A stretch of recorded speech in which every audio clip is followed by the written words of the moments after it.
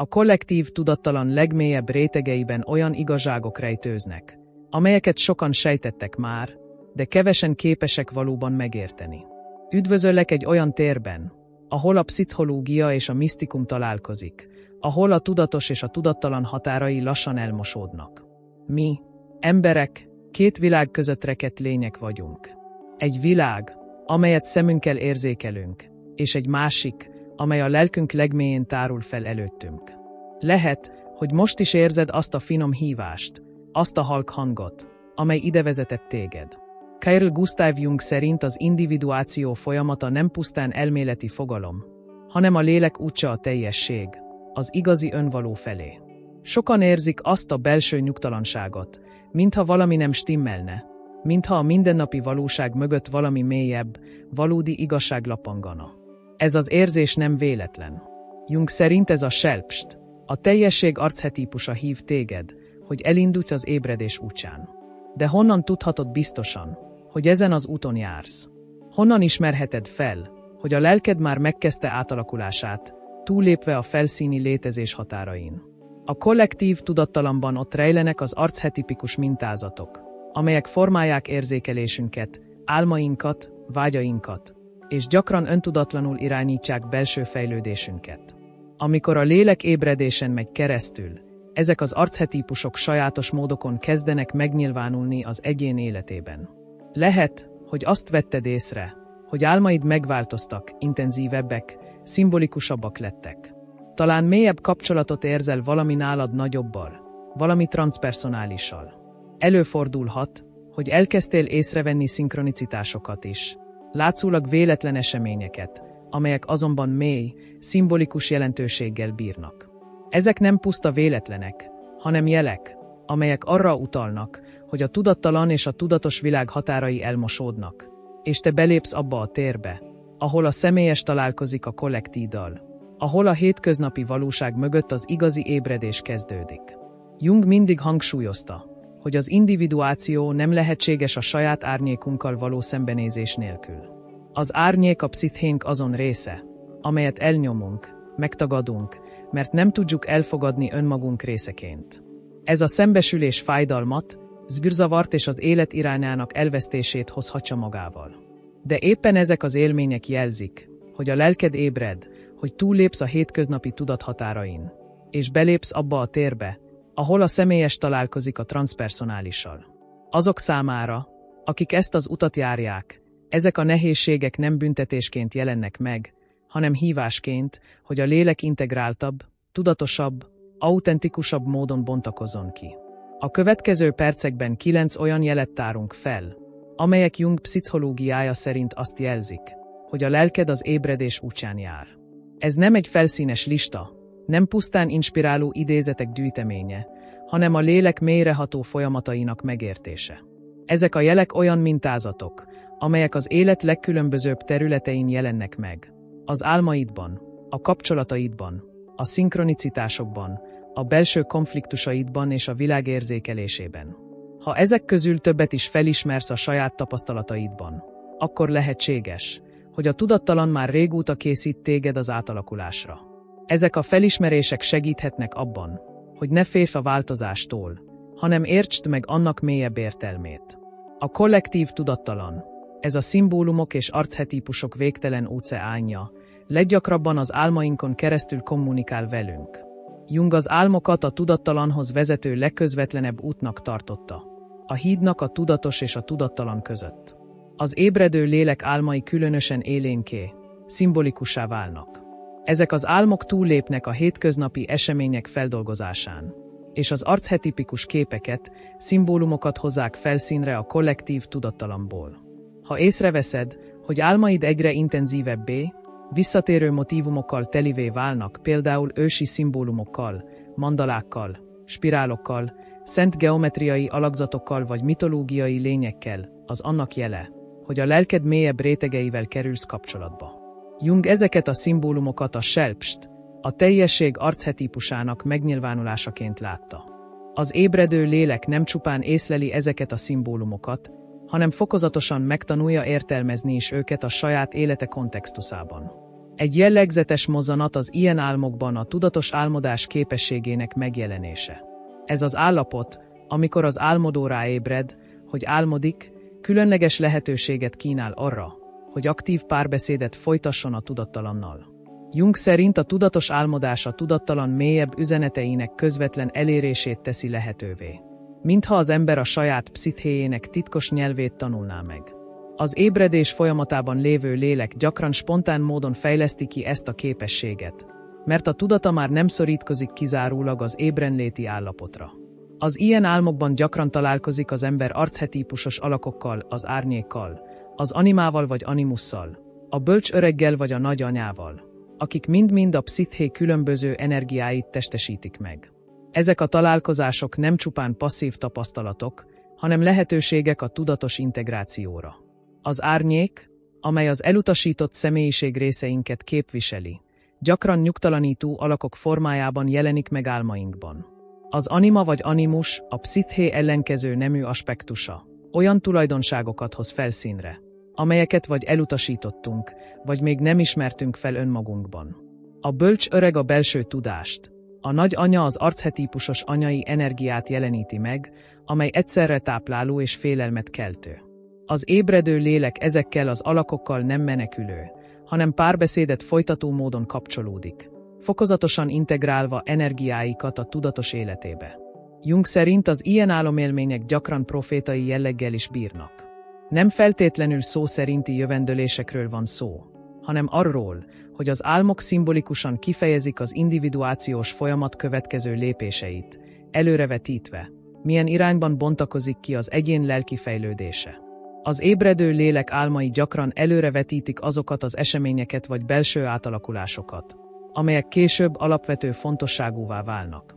Ezek az álmok nem jóslatok, hanem olyan belső iránytűk, amelyek segítenek megérteni, merre tart a lélek útja. Gyakran tapasztalható az úgynevezett kollektív álom is, olyan álom, amely nem csak a személyes tudattalant, hanem a kollektív pszichés tartalmakat is tükrözi.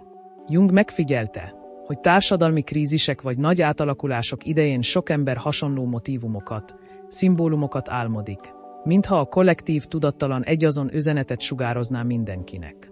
Az ébredő lélek rendkívüli érzékenységgel kapcsolódik ezekhez a kollektív tartalmakhoz, és gyakran képes azokat tágabb összefüggésben értelmezni, felismerve, hogy ezek a motívumok túlmutatnak a személyes életen, és egy nagyobb rend részei.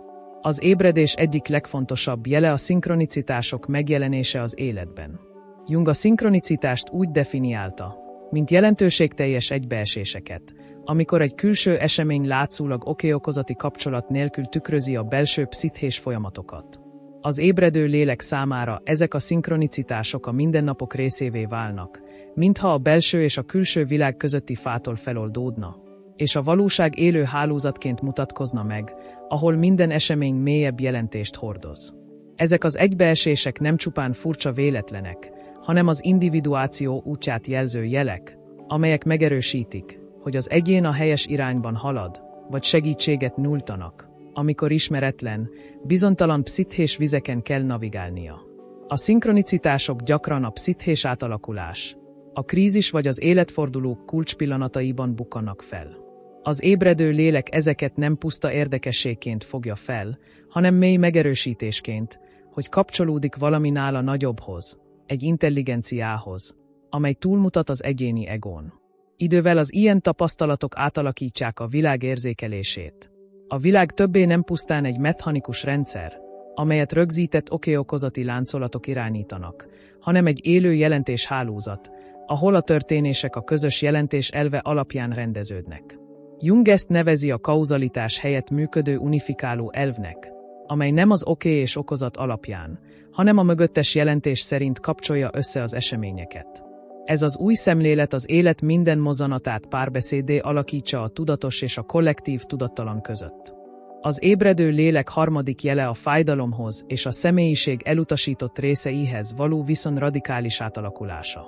Ezek a részek gyakran azok az árnyékaspektusok, amelyeket az ego elutasít vagy másokra vetít, így próbálva megszabadulni a velük járó feszültségtől. Jung szerint az individuáció folyamatának egyik központi eleme, hogy az ember megtanulja felismerni és integrálni ezeket a kivetítéseket, nem mint hibákat, hanem mint a psziché törvényes részeit, amelyek hozzájárulnak a teljességhez. Az ébredő lélek fokozatosan tudatosítsa, hogyan tükröződnek saját elutasított vonásai másokban, és észreveszi, hogy azok a tulajdonságok, amelyek irritálják vagy vonzák, gyakran a saját, tudattalanul elutasított részeinek tükrei. E felismerés révén egyre kevésbé vetít ki, és egyre több energiát fordít arra, hogy ezeket az erőket kreatívan és felelősségteljesen élje meg, ahelyett, hogy elfojtaná vagy másokra kényszerítené. Ez a belső munka együtt jár az önmagunkkal szembeni attitűd megváltozásával is. Az ébredő lélek megtanulja, hogy hibáit és hiányosságait nem önostorozással vagy tagadással kezelje, hanem megértéssel és együttérzéssel.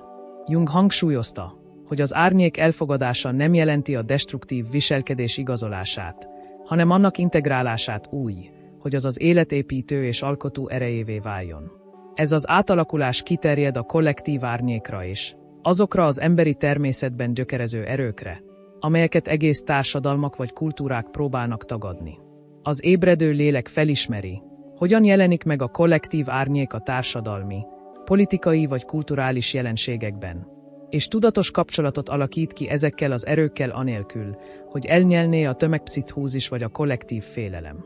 Ez a kapcsolat mélyebb pszichológiai integritáshoz, hitelességhez és belső szabadsághoz vezet. Az ébredő lélek negyedik jele az anima és az animus, a psziché ellentétes nemű aspektusai, integrációjának folyamata. Jung az animát a férfi psziché nőies oldalának, az animust pedig a női psziché férfias aspektuszának tekintette, és mindkettőt a tudattalanhoz vezető hídnak tartotta. Ezek az archetípusok a személyes fejlődés korai szakaszaiban többnyire más emberekre vetítődnek, különösen a romantikus kapcsolatokban, ezáltal adva magyarázatot a szerelem irracionális, intenzív természetére. Az ébredő lélek fokozatosan tudatosítsa ezeket a kivetítéseket, és felismeri, hogy azok a tulajdonságok, amelyeket másokban keres, valójában a saját pszichéjében rejtőznek. Ez a felismerés lehetővé teszi, hogy az ember párbeszédet folytasson ezekkel a belső képekkel, aktív imagináció, álmok vagy kreatív kifejezés révén, és így integrálja azok energiáit tudatos életébe. Az anima és az animus integrálása újfajta szabadságot ad az identitásban. Jung szerint az érett személyiség meghaladja a nemi szerepek merev kategóriáit, és képes autentikusan kifejezni mind a hagyományosan férfias, például határozottság, racionalitás, célorientáltság, mind a hagyományosan nőies, például befogadás, intuíció, kapcsolódás minőségeket, anélkül, hogy azokhoz társadalmi elvárások vagy külső ítéletek kötnék. Az ébredő lélek a romantikus kapcsolataiban is egyre inkább megkülönbözteti a vetítést a valóságtól, és mélyebb tisztelettel fordul a másik egyedisége felé, mert többé nem csak saját pszichés szükségleteinek kivetüléseként látja a másikat. Ez a folyamat paradox módon mélyebb szeretetet és tiszteletet eredményez, mert a kapcsolat többé nem illúziókra, hanem valóságos találkozásra épül. Az ébredő lélek ötödik, egyben legmélyebb jele a kapcsolata, selbst, tel, vagyis az én archetípusával, amely Jung szerint a psziché központi rendező elve, túlmutatva az egón, és magába foglalva mind a tudatos, mind a tudattalan tartalmakat. Az ébredő lélek felismeri ennek az archetípusnak a jelenlétét életében. Gyakran mandalák, körök, kereszt vagy négyzet formájú szimbólumok megjelenésén keresztül, amelyek az ellentétek integrációját és a teljességet fejezik ki. Az ilyen élményekkel gyakran együtt jár egy belső hang vagy intuíció érzékelése, amely nem az ego vágyain alapul, hanem mélyebb, sokszor paradox és meglepő bölcsességet közvetít. Jung ezt az én hangjaként írta le, amely irányt mutat az individuáció útján, még akkor is, ha ez az út kényelmetlen vagy szokatlan. Az ébredő lélek megtanulja megkülönböztetni ezt a hangot az ego vagy a felettesén szigorú, ítélkező hangjától, és rábízni magát erre a mélyebb útmutatásra, amely végső soron a lélek valódi kibontakozásához vezet.